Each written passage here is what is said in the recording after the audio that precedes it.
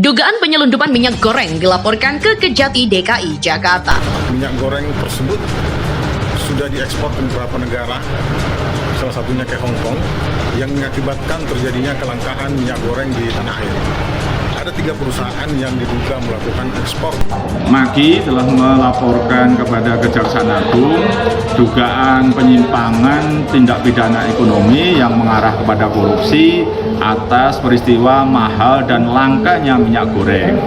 Hal ini dipicu dugaan banyak eksportir CPO yang sebenarnya tidak memiliki kuota. Upaya mengalihkan minyak goreng curah yang seharusnya peruntukannya untuk rumah tangga atau konsumsi, ini sebagian dialihkan ke industri. Ini sedang ditangani oleh teman-teman dari Polda Sulawesi Selatan. Kemudian dalam distribusi atau distributor ini ada dua temuan yang pada waktu itu sempat sampai di Sumatera Utara, tetapi setelah dilakukan pendalaman terhadap sejumlah stok yang ditemukan itu, kalau kita mengacu pada Undang-Undang Perdagangan pasal 107 Undang-Undang Perdagangan dan Perpres 71 2015 secara fair, secara objektif kami tidak bisa mengatakan bahwa itu adalah timbun. Artinya bisa jadi tidak memiliki kuota sepenuhnya dugaannya, atau hanya memiliki kuota kecil tapi kemudian melakukan ekspor besar, atau yang besar tapi masih nambah lagi, sehingga ini menjadikan CPO kita bahan baku minyak goreng menjadi langka dan akibat dominonya adalah mahal. Nah, ini dugaannya kenapa ini bisa jadi ekspor besar-besaran itu padahal kuotanya tidak ada atau kecil. Ini ada dugaan kong kali kong dengan oknum pejabat. Nah, inilah yang kemudian fakta ini, peristiwa ini yang saya laporkan pada Kejaksaan Agung, dan nanti saya meminta Kejaksaan Agung untuk melakukan penyidikan atas dugaan peristiwa penyimpangan ini. Karena unsur-unsurnya tidak terpenuhi. Kemudian di tingkat pedagang kecil, ini ada 4, salah satunya di Jawa Tengah, di mana ada yang mengoplos, memalsu, dan lain sebagainya. Kemudian ada pedagang yang bukan sebagai pelaku usaha menyimpan dalam jumlah besar. Nah, ini sudah ditangani. Ini melanggar pasal 106. Kalau tadi pelaku usaha itu adalah 107, kalau orang yang bukan pelaku usaha adalah 106. Dan konsumen akhir. Jadi total semua ada 10. Cara sederhana aja itu tidak masuk akal. Tentunya tadi yang Bapak dari Polri, kemudian dari Satgas Pangan itu menyampaikan ada 4 klaster itu, ya dari yang tertinggi, dari produsen dan dari distributor itu yang harus betul-betul diatur gitu regulasinya. Kalau kita lihat itu kenaikan harga itu kan sebenarnya nggak beberapa waktu ini aja, tapi sudah mulai bulan Oktober itu sudah mulai merangkak naik.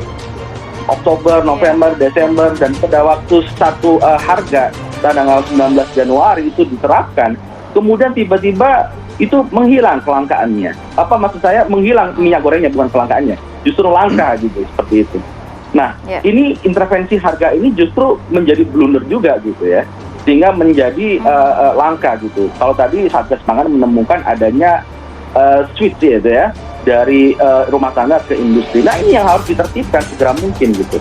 Jadi pemerintah sudah tahu betul aktor-aktornya siapa gitu. Tinggal bagaimanakah law enforcement-nya, bagaimanakah Bapak Presiden, Bapak Menteri Perdagangan menerapkan regulasi yang sudah dibuat. Jadi penegakan hukum yang dilakukan oleh Satgas Pangan sudah tepat, sudah bagus gitu. Tapi penyediaan di pasar ini harus intervensi besar-besaran dengan operasi pasar.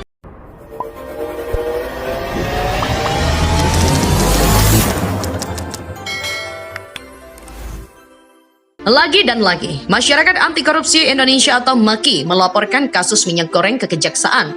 Kali ini, MAKI melaporkan dugaan penyelundupan minyak goreng ke luar negeri. MAKI melaporkan kasus ini ke Kejaksaan Tinggi DKI Jakarta pada Kamis 17 Maret kemarin. Koordinator MAKI Boyamin Saiman mengatakan, laporan ke Kejati DKI Jakarta dilakukan melalui sarana online pidana khusus Kejaksaan Tinggi DKI Jakarta.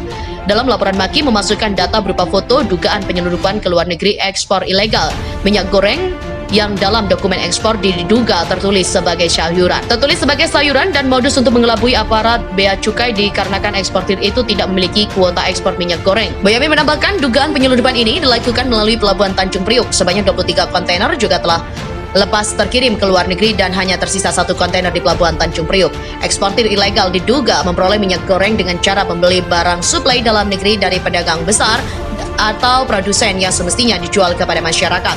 Namun kenyataannya dijual ke luar negeri sehingga berpengaruh atas kelangkaan dan mahalnya minyak goreng dalam negeri.